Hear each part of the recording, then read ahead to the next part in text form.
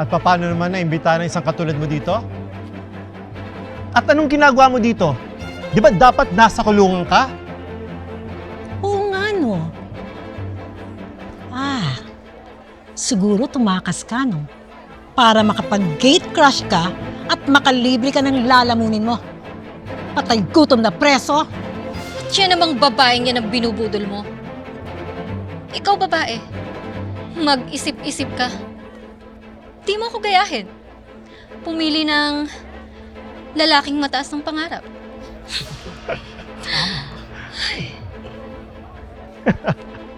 Alam mo, parang may kulang sa forma mo. O ito, sure naman ako magsasano kay mga patay gutom. Sumusobra ka na.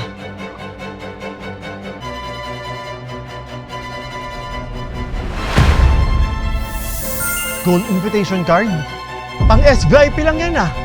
Ang meron lang dapat niyan ay ang new CEO at ang former CEO.